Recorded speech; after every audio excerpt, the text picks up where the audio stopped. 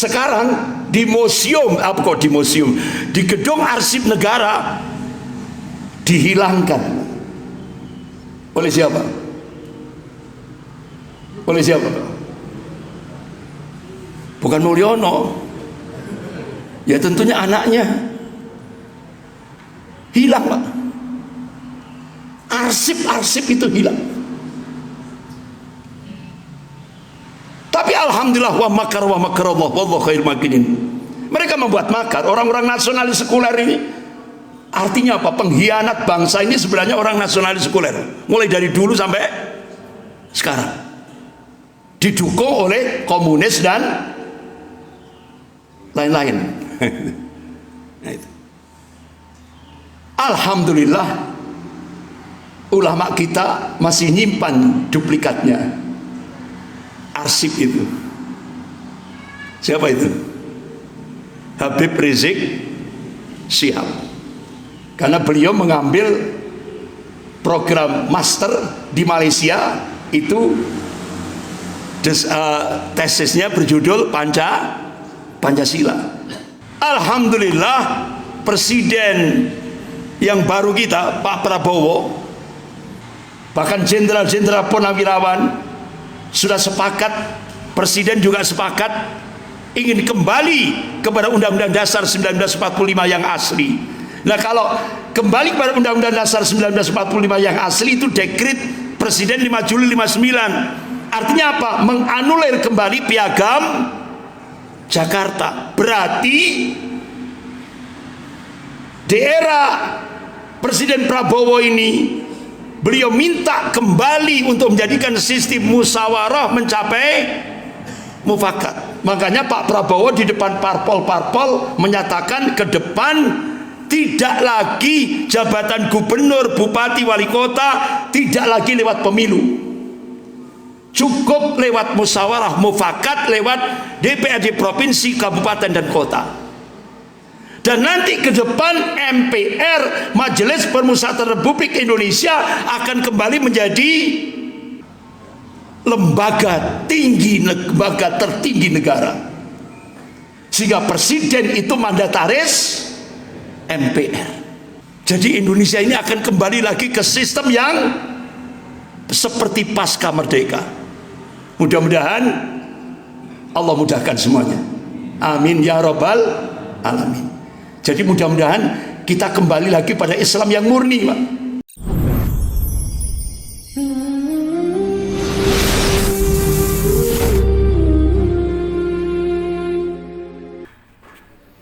Asyhadu an la ilaha illallah wahdahu la syarika lah wa asyhadu Muhammadan abduhu wa rasuluh. Ya ayyuhalladzina amanu taqullaha haqqa tuqatih ولا تموتن إلا وأنتم مسلمون يا أيها الناس اتقوا ربكم الذي خلقكم من نفس واحدة وخلق منها زوجها وبث منهما رجالا كثيرا ونساء واتقوا الله الذي تسألون به والأرحام إن الله كان عليكم رقيبا يا أيها الذين آمنوا اتقوا الله وقولوا قولا سديدا يصلح لكم أعمالكم ويغفر لكم ذنوبكم ومن يطع الله ورسوله فقد فاز فوزا عظيما أما بعد فإن أصدق الحديث كتاب الله وخير الهدي هدي محمد صلى الله عليه وسلم وشر الأمور محدثاتها وكل محدثة بدعة وكل بدعة ضلالة wa kullu dhalalatin finnar. Ma'asyiral muslimin jamaah subuh rahimakumullah. Kembali kita membahas tentang masalah ummah, problematika umat kontemporer atau kekinian. Kenapa ini seringkali menjadi pembahasan kita? Karena Rasulullah SAW pernah memberikan warning, peringatan pada umatnya. Qala Rasulullah sallallahu alaihi wasallam, man asbaha bi amril mu'minin falaysa minni. Rawahu Ahmad. Barang siapa yang bangun pagi hari Akan tapi dia tidak peduli terhadap problem-problem umat. Masa bodoh, cuek terhadap problem umat. Rasulullah menegaskan, falaisa minni, mereka bukan golonganku, kata Rasulullah. Alangkah ruginya kita hidup di dunia ini tidak dimasukkan ke dalam golongan Rasulullah sallallahu alaihi wasallam. Oleh karena itu, bahkan kalau kita lihat dalam kitab Sirah Nabawiyah Yaumil Isnin, hari Senin 12 Rabiul Awal,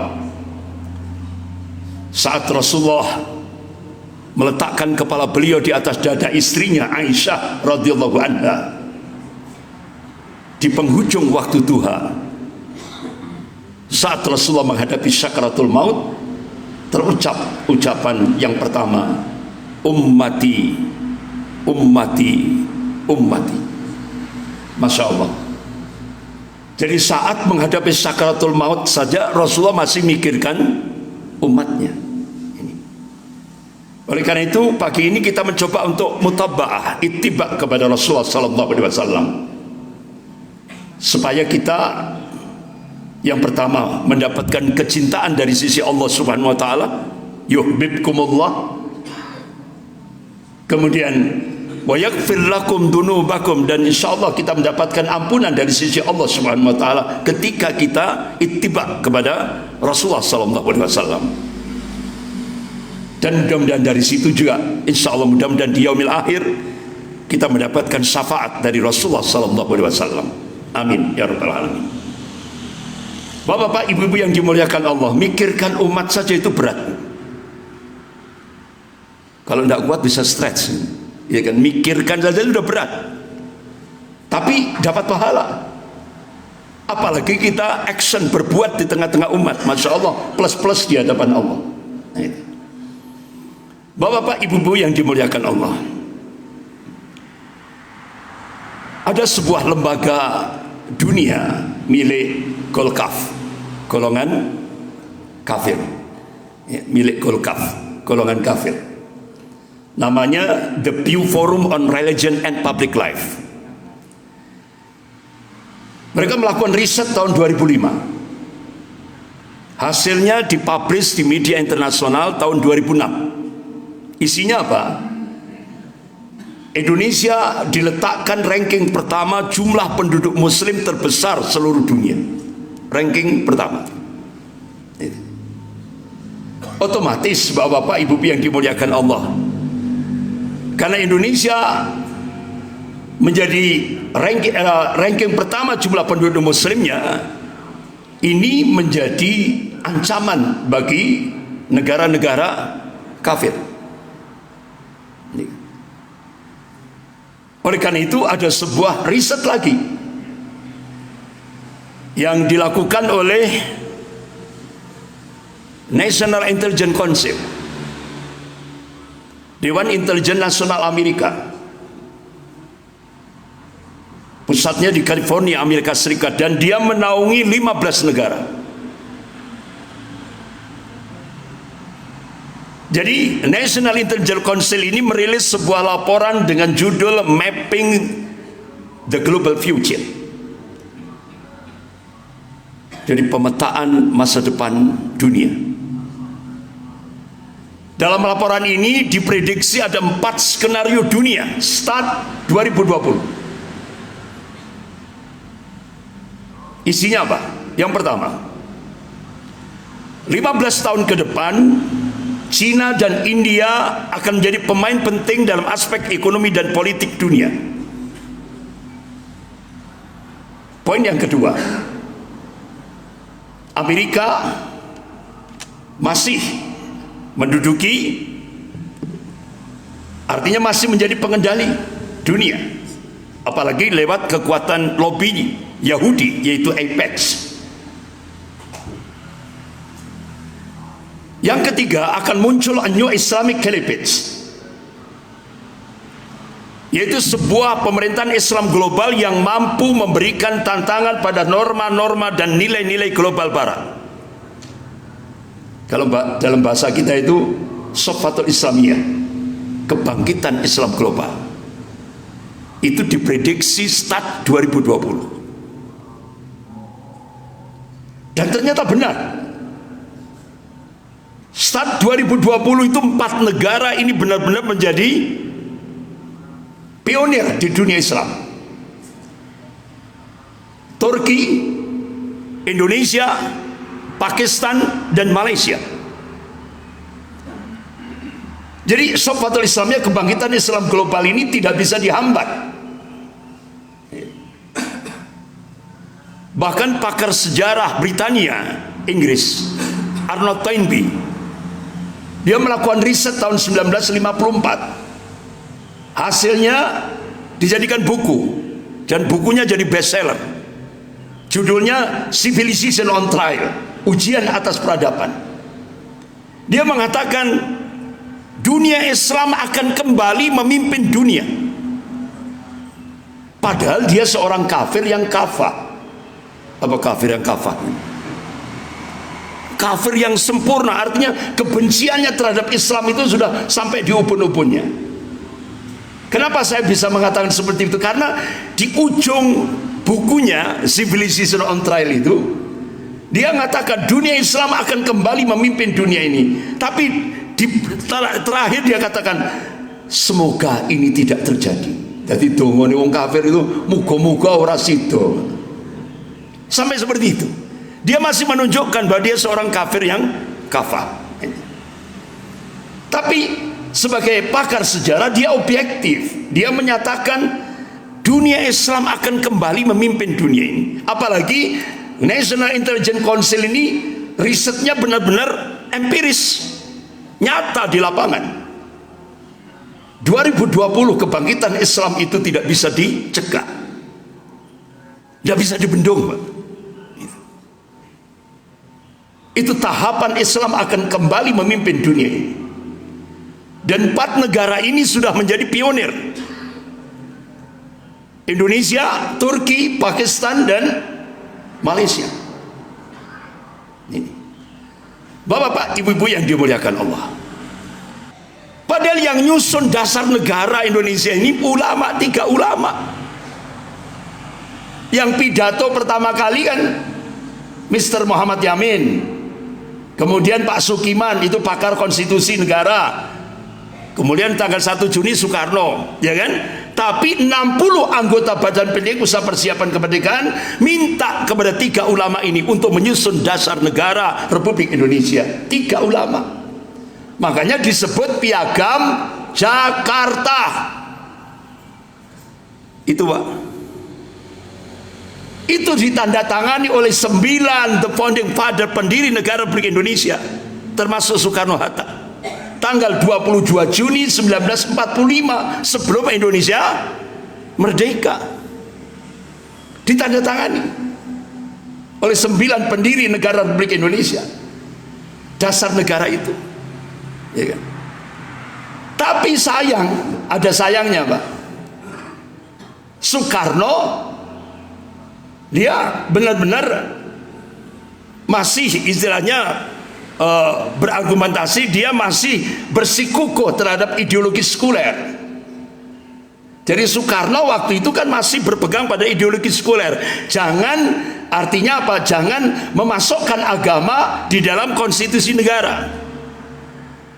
Sehingga akhirnya tanggal 14 Juli 1945 sebelum Indonesia merdeka, ada rapat lagi Badan Pendidik Usaha Persiapan Kemerdekaan. Soekarno minta Piagam Jakarta diganti pembukaan Undang-Undang Dasar 1945 supaya nilai-nilai Islam tidak ada. Kalau Piagam Jakarta itu kan ulama kita ittiba kepada Rasulullah. Ketika Rasulullah membangun Daulah Madinah, Piagam Madinah. Ketika ulama kita bangun Indonesia, Piagam Jakarta. Nah, oleh Soekarno dihapus, minta dihapus, diganti pembukaan Undang-Undang Dasar 1945 sampai hari ini. Kemudian alinea pertama, Bismillahirrahmanirrahim. Presiden Soekarno minta pada tanggal 14 Juli 1945 kata Bismillahirrahmanirrahim dihapus. Termasuk di alinea keempat, Bismillahirrahmanirrahim dihapus. Baru tahu sekarang. Baru tahu. Iya. Itu jahatnya orang nasionalis sekuler, itu jahat, Pak. Bahkan dokumen itu sekarang di museum, di gedung arsip negara dihilangkan. Oleh siapa? Oleh siapa? Bukan Mulyono. Ya tentunya anaknya. Hilang, Pak. Arsip-arsip itu hilang. Tapi alhamdulillah wa makarallah wallahu khairul makirin. Mereka membuat makar. Orang-orang nasionalis sekuler ini artinya apa? Pengkhianat bangsa ini sebenarnya orang nasionalis sekuler. Mulai dari dulu sampai sekarang. Didukung oleh komunis dan lain-lain. Nah, itu. Alhamdulillah ulama kita masih nyimpan duplikatnya. Arsip itu. Siapa itu? Habib Rizik Syihab. Karena beliau mengambil program master di Malaysia itu tesisnya berjudul Pancasila. Jadi duplikatnya pidato perdebatan yang ada di pada saat Badan Pendidik Usaha Persiapan Kemerdekaan rapat itu masih tersimpan rapi duplikatnya. Tapi yang asli sudah tidak ada lagi di gedung arsip negara. Tujuannya apa, Pak? Kok dihilangkan? Supaya perjuangan umat Islam itu tidak nampak. Itulah jahatnya orang-orang nasionalis sekuler. Dulu bapaknya diteruskan anaknya, habis anaknya diteruskan petugasnya, Mr. Mulyono.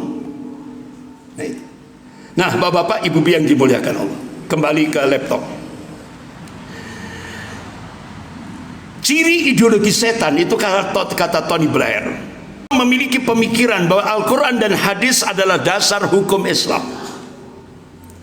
Jadi kalau bapak-bapak, ibu-ibu komitmen pada Al-Quran dan hadis, kata Tony Blair, itu ciri ideologi setan.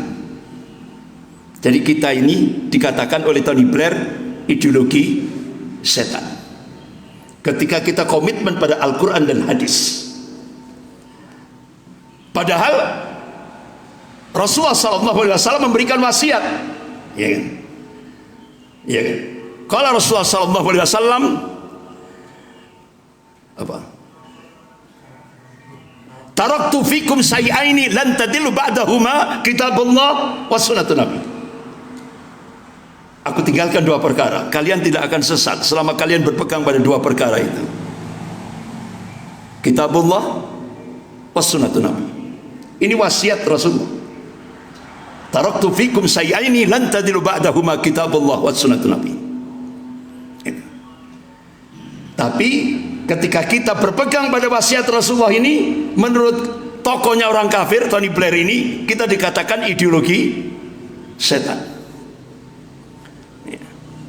Yang ketiga, ciri ideologi setan kata Tony Blair, kaum muslimin harus menjadi satu kesatuan dalam melakukan kekhalifahan.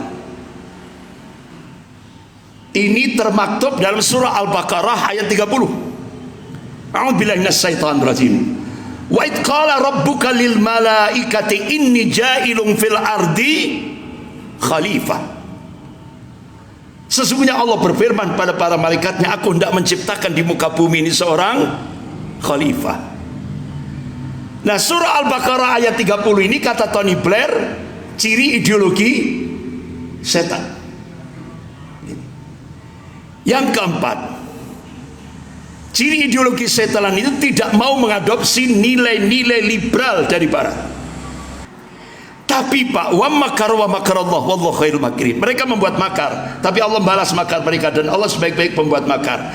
Ini kakaknya Tony Blair benci terhadap Islam. Tapi adiknya ini Lauren Butt ini masuk Islam, diberi hidayah oleh Allah. Jadi kakaknya benci terhadap Islam, adiknya cinta terhadap Islam.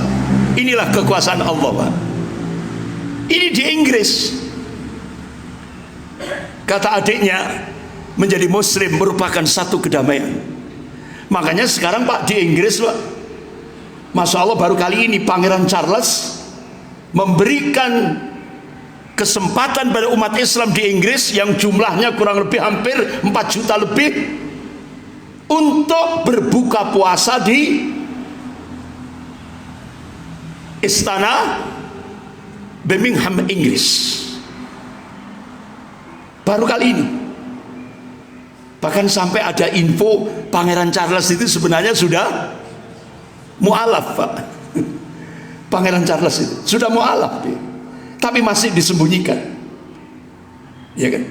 Bahkan umat Islam dipersilahkan untuk buka puasa di istana kerajaan Inggris. Luar biasa. Bahkan sekarang di Inggris itu banyak wali kota muslim. Bahkan perbankan syariah itu jadi ikon di Inggris. Bahkan perbankan syariah di Inggris itu didukung oleh gereja-gereja. Aneh kan? Aneh. Di Indonesia perbankan syariah terseok-seok. Iya kan? Malah yang jadi ikon perbankan konvensional, riba, itu semarak di Indonesia. Kalau di Inggris perbankan syariah luar biasa, didukung oleh gereja. Aneh ini, perbankan syariah tapi didukung oleh gereja. Kenapa? Karena saat terjadi apa itu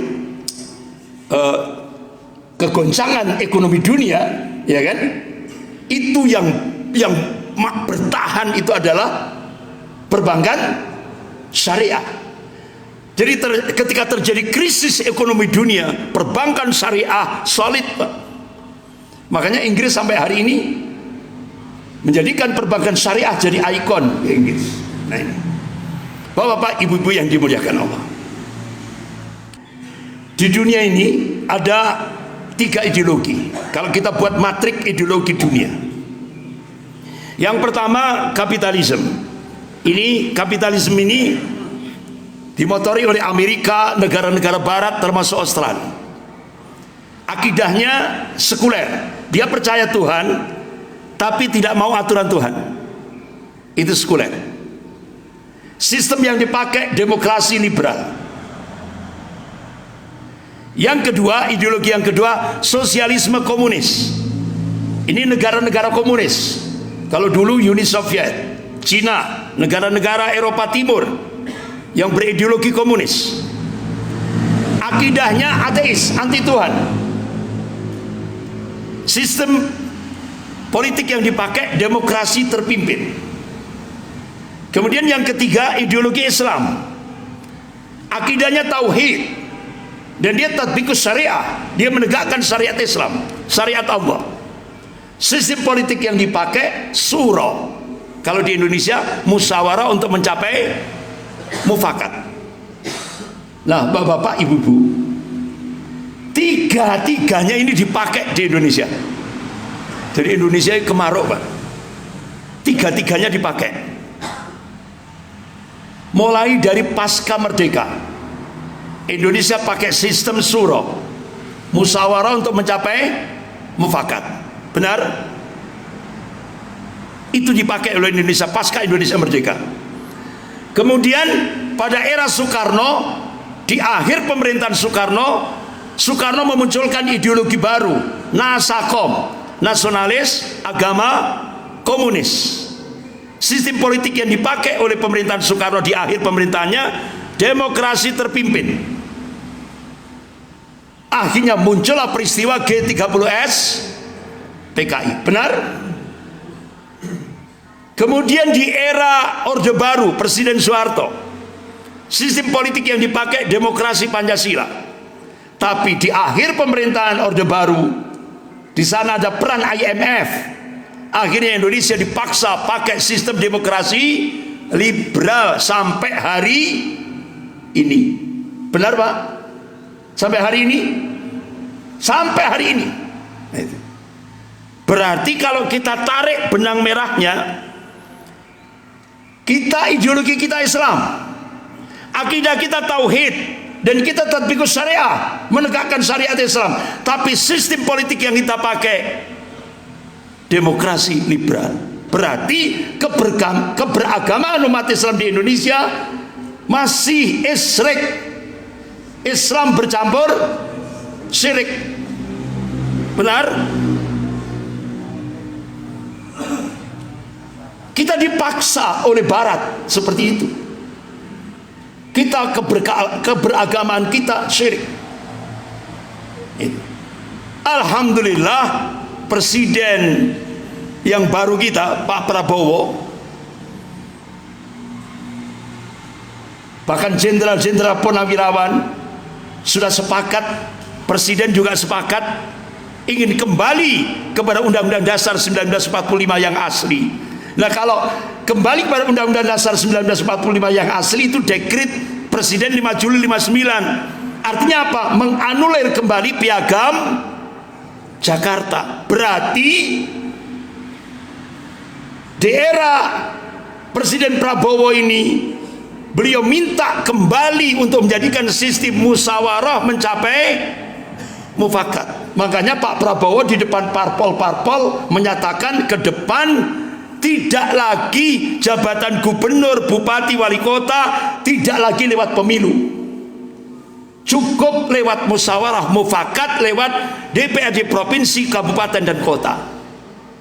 Dan nanti ke depan MPR, Majelis Permusyawaratan Republik Indonesia, akan kembali menjadi apa, Pak? Lembaga tertinggi negara. Sehingga presiden itu mandataris MPR. Jadi Indonesia ini akan kembali lagi ke sistem yang seperti pasca merdeka. Mudah-mudahan Allah mudahkan semuanya. Amin ya rabbal alamin. Jadi mudah-mudahan kita kembali lagi pada Islam yang murni, Pak. Itu tadi. Karena apa? Ternyata untuk menjadi hamba Allah yang muwahhid, yang mentauhidkan Allah, itu ternyata di Indonesia ini sulit, Pak. Berat. Kalau kita konsisten jadi hamba Allah yang muwahhid, pasti bapak kena stigma, ibu kena stigma apa? Islam radikal, Islam garis keras, ya kan? Nah, oleh karena itu mudah-mudahan ulama-ulama sudah mulai turun gunung. Mudah-mudahan cita-cita ini dikabulkan oleh Allah Subhanahu wa taala. Nah, Bapak-bapak, Ibu-ibu yang dimuliakan Allah, apa sih fadilahnya kalau kita akidah kita Islam, akidah ideologi kita Islam, akidah kita tauhid, kita tatbiqus syariah, sistem politik kita syura? Itulah gambaran hamba Allah yang muwahhid, hamba Allah yang mentauhidkan Allah. Apa fadilahnya, keutamaannya? Dalam satu hadits qudsi, kalau hadits qudsi berarti Allah yang berfirman, ya bena Adam, hai anak Adam, hai manusia, lau ataitani biqarabil khotoya, kalau kamu datang menghadap Allah dengan membawa dosa seluas bumi sekalipun, thumma laqitani la tusyrik bi syai'a, saat akhir kehidupan kamu, artinya saat kita menghadapi sakratul maut, saat nazak, kita tidak berbuat syirik, kita tetap istiqamah dengan kalimat tauhid, la ilaha illallah. Apa kata Allah? Ataituka biqarabiha magfiratan. Allah turunkan ampunan seluas bumi pula. Masya Allah. Inilah fadilah, keutamaan ketika kita mentauhidkan Allah. Walaupun kita bawa dosa seluas bumi ketika menghadap Allah, tapi saat akhir kehidupan kita, kita tetap menjadi hamba Allah yang mentauhidkan Allah, tidak berbuat syirik. Allah turunkan ampunan seluas bumi pula. Berarti kosong, zero. Allah masukkan mereka ke dalam surganya Allah Subhanahu wa taala. Masya Allah. Karena kunci surga itu adalah la ilaha illallah. Itu, Pak. Makanya Syekh As-Singkiti rahimahullah, beliau syekhnya para masyayikh, beliau mengeluarkan fatwa syirik dalam aspek ibadah dan syirik dan aspek aturan atau sistem kedua-duanya musyrik. Ini loh Pak, ternyata untuk menjadi hamba Allah yang muwahhid itu berat di Indonesia. Kita dipaksa untuk mengikuti sistem politik kafir. Makanya ayo kita taubat kepada Allah. Faghfiru ilallah, kita harus kembali kepada Allah. Ayo kita ikuti syariat Allah. Mudah-mudahan Indonesia ke depan akan kembali merujuk kembali kepada apa yang sudah dicita-citakan oleh the founding father.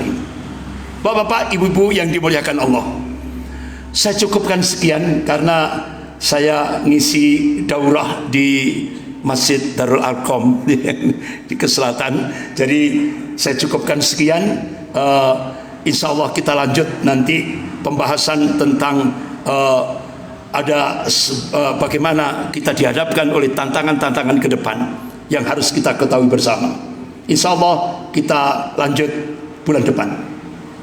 Sekian, kita akhiri dengan bacaan hamdalah dan doa kafarat majelis. Alhamdulillahirabbil alamin. Subhanakallahumma wa bihamdika asyhadu an la ilaha illa anta astaghfiruka wa atubu ilaik. Wabillahi taufik wal hidayah. Wassalamualaikum warahmatullahi wabarakatuh.